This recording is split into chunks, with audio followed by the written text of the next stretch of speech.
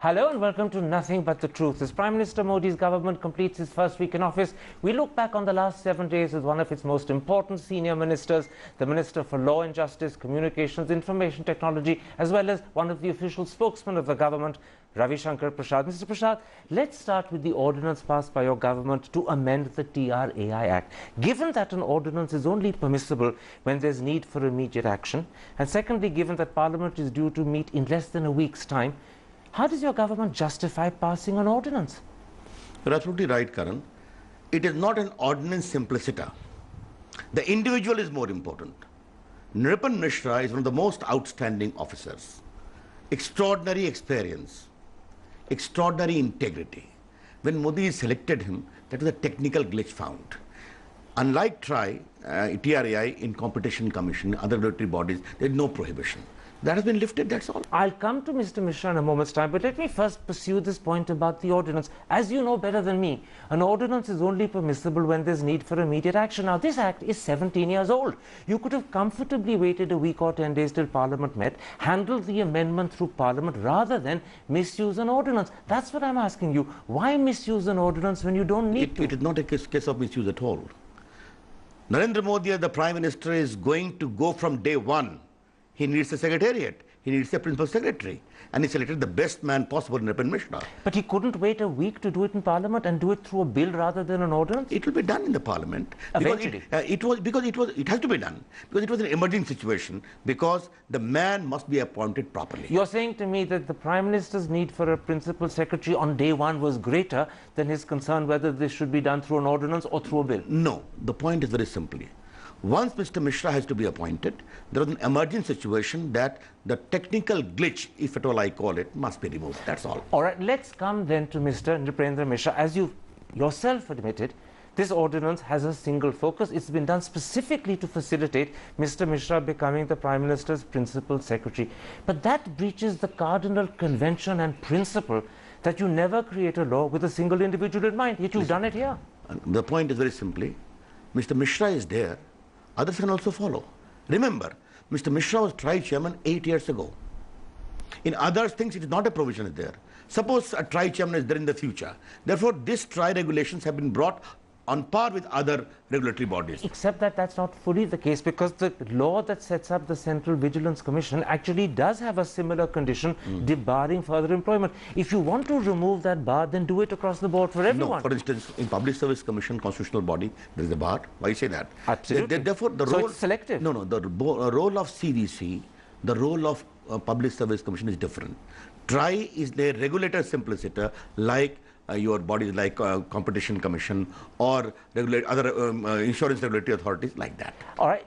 You think it's justifiable that it happened with just an individual in mind, but look at the implications for the autonomy of the regulator hereafter.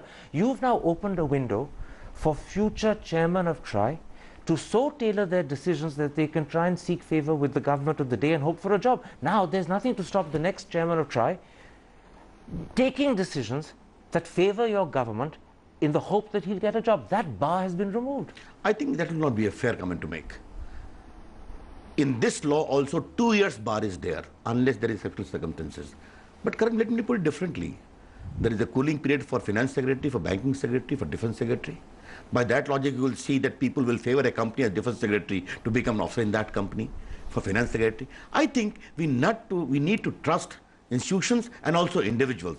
And Nripan Mishra's outstanding integrity and professional competence is beyond doubt. I have no question about that. Mr. Mishra is an outstanding individual, but the reason this is a fair, not an unfair question, is because someone like Mr. E.A.S. Sharma, a very famous former Power and Finance Secretary, has had this to say about your amendment. He says it is highly undesirable for any government to dilute this statutory provision. It will be sending a negative and undesirable message. That's the message he thinks you've sent out. I would tell Mr. Prasanna very respectfully, he must see the conduct of Narendra Modi government in terms of objectivity, transparency and performance and governance record. All right, one last question on this issue. The principal secretary to the Prime Minister is right at the very top of the civil service hierarchy. Usually, he's an official that junior civil servants look up to. But in this instance, because of alleged improprieties in the way he's come to that office, is there now not a danger that many juniors who work under him may lose respect for him. People will respect Mr. Nripan Mishra for his integrity and professional competence. There have been principal secretaries and there have been principal secretaries. Ultimately, it is the moral stature of the man, which is a combination of his professional capabilities and integrity, which marks the respect or disrespect. His moral stature is above dispute. I grant that. I'm simply saying that the manner in which the Prime Minister has appointed him has put him in an invidious position. I differ with you, Kiran. That's all. Right.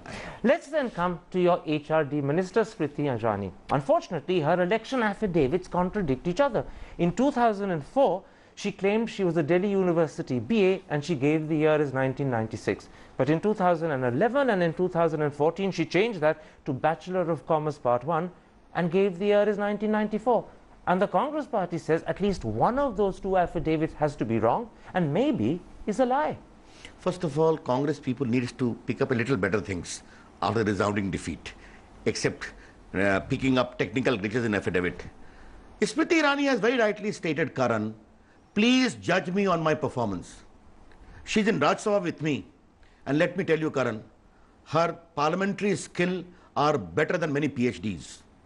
Her political activism and understanding is outstanding. She gave a run for money to Mr. Rahul Gandhi, you very well know it. But you misunderstood my question. No, I did not. I'm not questioning her credentials. I'm not questioning the fact that she doesn't have a degree. I'm not saying, therefore, she shouldn't be HRD Minister. I'm simply questioning that her election affidavits contradict each other to such an extent that one of them has to be A, wrong and possibly a lie.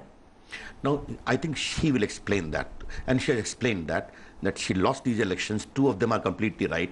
If in one there may have been some inadvertent from 94 to 96, maybe that can be, but I don't know the details of it, to be very honest to you. But I will focus Smriti Irani more the leader, the good parliamentarian, and now the good minister. Ravi Shankar Prasad, your answer proves that you're a very astute lawyer and also you're probably a diplomat. You immediately conceded that there may be something inadvertent in the error that she's made, although you said it's for her to confirm it. You took the right approach because as a clever lawyer, you knew that there's no use of defending the indefensible. It's pointless. But your answer itself underlies a contradiction between yourself and Smriti Irani. Smriti Irani has refused to clarify the matter. She's chosen on this matter to be silent. I must tell you, Karan, therefore, she is the best person. I own, because you specifically said 94 and 96. Therefore, I said... And one other thing. Yes. Bachelor as opposed to Bachelor of Commerce Part 1. Come on. If I say in lighter vein, there have been politicians who were non-matriculate, but rose to become great politicians. But you see, one can cover up inadvertent mistakes in a light-hearted vein. One can cover it up seriously. The problem is Smriti Irani has chosen to be silent. And I want to put this to you. On an issue that at the end of the day points towards her integrity, silence is not the best response. Well, I can tell you, knowing her for the last so many years, her integrity is impeccable. And let me tell you her integrity in this way for the sake of your viewers. She has not hidden for a moment that I work in a simple restaurant, the most manual work. And from there I have risen. It is a great acknowledgement of one's modesty. Because Ravi Shankar Prasad is sitting in front of me and saying that her integrity is beyond question, I'll take that for granted. Thank you. But I want to ask you this. As a clever politician, as a brilliant lawyer, don't you think she should break her silence and clarify the matter? Silence, I put to you, is not a sensible response. But I would expect, Karan, she has already explained that, judge me by my work. And I think... She hasn't explained it. And no, she has said, please judge me by my work. But that's not an answer to this question. Maybe she'll have to have a cross-examination by Karan Thapar in some so in the future. I've asked her. I do hope one day she agrees. At the moment she hasn't. But once again, I'm going to point out for the audience, you're an astute lawyer. You know that when a factual error has been made, admit it. Silence is not the best approach, because that approach simply encourages further questioning. You can see that, don't you? I would only say that because it is reference to her induction as a minister. It will be advisable that these Congress gentlemen never raised all this when she was contesting against Rahul Gandhi, did they? Well, because it probably wasn't known at the time. No, come on. Therefore, I would advise congressmen, come on, have patience, pick up bigger issues. One simple little question before I change the subject and move away from Smriti Irani. Do you think this whole controversy and her silence or her failure to clarify is beginning to embarrass the government a little? Not the least. Not the least. Let me tell you, Karan Thapar, who raises the criticism with what motivation is equally important. This government has come with a kind of a majority It is the people have voted for hope, for development. Let me tell you why I asked that question. Is Smriti Irani embarrassing the government? Because I look at your manifesto and I read what you've written about education, and this is what your manifesto says on page 22. The BJP believes that education is the most powerful tool for the advancement of the nation. The most powerful tool for the advancement of the nation. Clearly, Smriti Irani doesn't believe that, because after trying for 1 year to become a graduate, she gave up. She didn't believe it was a powerful tool for her advancement. I would reply in a different way. One is education by degree. One is education by hard work and experience, being enlightened, being aware, being informed. And I think on all the three parameters, Smriti Irani is brilliant. Maybe. But would you prefer, when you talk of education, that the country not be educated by degree, but be educated by hard work and experience? Therefore, here the comment of Smriti Irani, please judge me by my work. All right. You have only given a 1 week's time. Finally, before I take a break, I want to come to the Minister of State in the Prime Minister's office, Jitendra Singh, who on the day that he was appointed and took over charge said this: the process of repealing Article 370 has started. We are speaking to the stakeholders. Has the process really started? Or did the minister speak out of turn? Let me tell you, he is from J&K. On the same day in the cabinet meeting, a question was asked of me. At the appropriate time, the government of India, led by Narendra Modi, will come with a structured response on the issue of Article 370. Beyond this, I have nothing to say, nor I wish to be engaged by you. I think your answer is very reassuring. It was the answer you gave at your first press conference. Yes. But there's a factual thing I want to know from you. Your minister claimed the process of repealing Article 370 has started. Has that process started, or is he wrong? No, come. I don't wish to go in any argument except what I have said. All right. Let me then ask you to clarify the BJP's position on Article 370. Your manifesto says, and I'm quoting your manifesto, BJP reiterates its stand on Article 370 and will discuss this with all stakeholders and remains committed to the abrogation of this article. Does that mean that regardless of the outcome of any discussion you may have, your commitment to abrogate will stand? Well, the manifesto is very much there. As far as the government position after taking charges, certainly what I had to say I have already said. At the appropriate time, we will come with some structural response that is there. And I don't think you need to confine this whole interview to one comment of a minister. The larger issue of governance and development, Absolutely. which you are skipping completely all. I'm going beyond the minister. I'm no longer interested in what Mr. Jitendra Singh said. I accept that he spoke inadvertently. He didn't mean to go as far as he did. He probably didn't even think about what he was saying. Leave that aside. I'm simply questioning this one sentence in your manifesto, that after discussing with all stakeholders, you remain committed to abrogation. Does that mean that regardless of what that discussion throws up, your commitment to abrogate stands? The manifesto is there. I should be very clear to you. Not today. It has last so many years. But when we have taken over just 1 week ago, how is it that Karan Thapar is so much concerned about that only, not at all asking a question about the verdict, about the kind of hope, about the issue of governance, about delivery? Not at all. Let me answer your question. The reason why Karan Thapar is so interested in this one sentence of the manifesto is because Karan Thapar remembers that on the 25th of March 2004, speaking as Deputy Prime Minister, L.K. Advani said the time to repeal Article 370 has not come. And I just wonder, why has the BJP reversed L.K. Advani's position? The point is that in 2014, when we are in power only for a week, it is the only issue which is in the topmost of your agenda, isn't it? No. You are not going to ask any other question. Come on, Karan. It's the third of many issues I brought up with you. Okay, one last question before I move on, and that's this question. I know and I understand that you don't like Article 370 because it treats Kashmir differently to the other states. But you know as a lawyer better than me that in fact it's not the only such article in the Constitution. Article 371A all the way to I has special provisions and special treatment for states like Nagaland, Assam, Manipur, Mizoram, Andhra, Goa, Sikkim and Arunachal. Yet the BJP has no objection with Article 371. Why do you object to 370? Well, I am telling you, the whole debate on the issue of Article 371 can await a structural discussion between Karan Thapar and me on the news program. That undoubtedly wait for that. And when it happens, I'll come back to you for an interview. But my last question on this, I sometimes get the feeling that your objection to 370 is not to the fact that 370 gives special treatment to Kashmir. it's probably to the fact that the beneficiary of that special treatment is Kashmir. I think that will be wrong. You are provoking me into a discussion, and I don't want to land.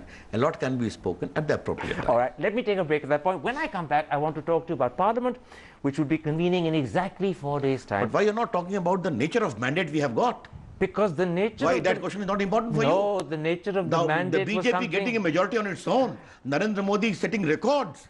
That is not an issue for you at all. No, it's a very important Come concern. on, Karan But Thapar. That is surprising. At least now recognize the worth of Narendra Modi, I do whom indeed. people have loved. And it is time Karan Thapar start loving him too. And at this point, I notice a very, very clever lawyer who's determined to steamroll me into asking questions. But the honesty is, I asked those questions 2 weeks ago when the verdict came out. I'm going to take a break at that point, and when I come back, I'm going to ask a smiling and extremely clever law minister about Parliament and that whole question about whether a Congress leader can become the official leader of the opposition. All of that in a moment's time. See you after the break.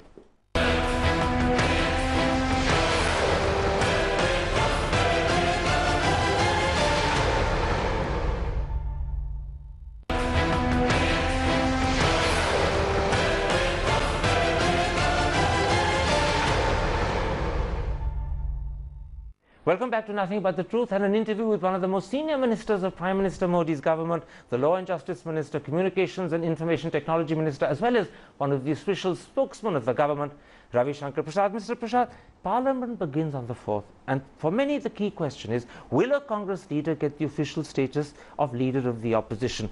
Directive 121C requires that any leader of a party that has a minimum of 10% of the seats in the Lok Sabha, which is 54, can get that, but Congress doesn't have 54 seats. On the other hand, the 1977 Leader of Opposition in Parliament Act makes no such stipulation at all.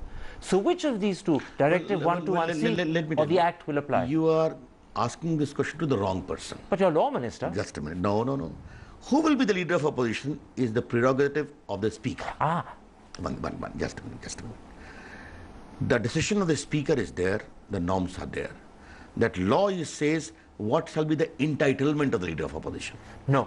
Please listen to me. The law says that, but Directive 121 says that you cannot be leader of the opposition officially unless you have 54 seats. Therefore, who will be the leader? The directive says the speaker. Now, this is a call that is to be taken by the speaker. Except that she'll need legal advice, or he'll need legal advice, and I presume that when they need legal advice, someone they'll talk to is the law minister, particularly when the law minister is an eminent lawyer. That's why I asked this eminent lawyer who knows the answer. I don't think the Congress is going to seek the advice of the law minister. No, the speaker may seek the advice. I don't know what will happen. I think that will be very unfair on your part. All right. Let me, as a law minister, ask you this question. I want to ask you, as I did a moment ago, which should have greater weight, Directive 121C, which would debar Congress, or the 1977 law on the leader of opposition, which would permit Congress? I'll ask you a different question. The question is this. The truth is, before 1969, India did not have an official leader of the opposition in the Lok Sabha. Right through the 80s, we did not have an official leader of the opposition in the Lok Sabha, and the reason was, it was debarred by Directive 121C. Has that set a precedent that will now determine what happens in 2014? Well, constitutionally speaking, in terms of parliamentary precedents, you have a point. Normally, speaker's decisions hold the field. Now, what the new speaker will decide is a question to be considered. One, Congress party has been the principal party. It has been in power. I never expected it to do so bad. It was expected to do bad, but not do so bad.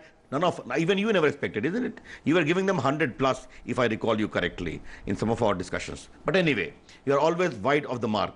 That is a different question altogether. As far as this is concerned, I'll have to await a decision. But you said a very important thing. Parliament goes by precedents. Yes. And the precedent, right up till 69, and again right through the 80s, was that if you don't have 10%, your leader can't be LOP officially. But the discretion of the speaker is always there. But can the discretion of the speaker overturn precedents? I don't know. Again, you're asking a wrong question to the wrong person. One last question on this issue. In the 90s, the official leader of the opposition has become a very critical part of the selection process for the National Human Rights Commission, the CIC, the CVC, and now most recently the Lokpat. If you don't have an official leader of the opposition, will you have a problem choosing these people? Well, that is the question to be examined, because obviously law is there, law cannot work in a vacuum, but those are academic issues which we have to reach that stage after we see what happens. Absolutely. Within a week, the Speaker will actually face these, and these are therefore going to be difficult, tough decisions for him or her to take. That you concede. No, not tough decision. After all, the Speaker, come on, we have seen speakers who decide against Bajpayee government on one vote. Therefore, let's learn to trust the impartiality of the speakers. All right, let's do that. Let me then come to one last issue to do with the actual cabinet.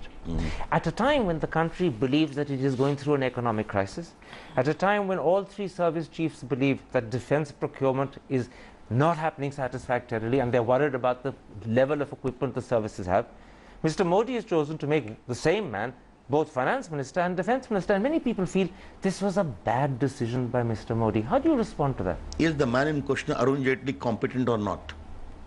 Cannot he handle 10 portfolios together or not? Come on. I can see it, Mr. Modi has indicated, Mr. Jaitley have also indicated that it will be filled very soon. But are the decisions being stalled? No. Already we have permitted FDI in defense. Mr. Have you permitted it? At the moment, I thought it's only part of speculation in the papers. No, sorry. Discussion is on. I must correct myself. Secondly, Mr. Jaitley has met all the officials of the Defence Ministry, the three chiefs. He is giving all the attention. Therefore, only because he is handling two portfolios, even if temporarily, if I believe it, things are going to be stalled, is not fair. I'll tell you why I asked that question. When Mr. Modi ends up giving two critical portfolios to the same person, two questions come to mind. One, was there a dearth of talent in the BJP? Or two, does he not trust someone in the BJP sufficiently to make him or her defense minister? I think you have been criticizing Mr. Modi in the past. This is not criticism. No, please, this is just questioning. I see it is a criticism quoted under your intellectual eloquence. But at least give Mr. Modi some space. People have trusted, and Mr. Modi as the Prime Minister has got all the discretion, and I think he has given a very good cabinet, allow them to perform. My last question on this subject. By giving two critical jobs to the same man, he's going to force Arun Jaitley to divide himself between defense and finance. Does Mr. Jaitley have enough time to concentrate on India's economic recovery, or because he has to split his time, will that recovery suffer? Underlying that question is an assumption about the competence of Mr. Jaitley. Not competence, sorry. His capacity to do two jobs at the same time. And I differ with you very strongly. He has been handling law and commerce in the past with elegance. I think as a consequence, the same question should come to me. How can I handle communication and information technology and law and justice together? I think there are people a little less competent than Karan Thapar, but there are people who are competent, isn't it? That's a very tongue-in-cheek compliment, but I'm going to take it as a compliment, particularly because you're smiling and laughing. A pleasure talking to you, Law Minister. Thank you.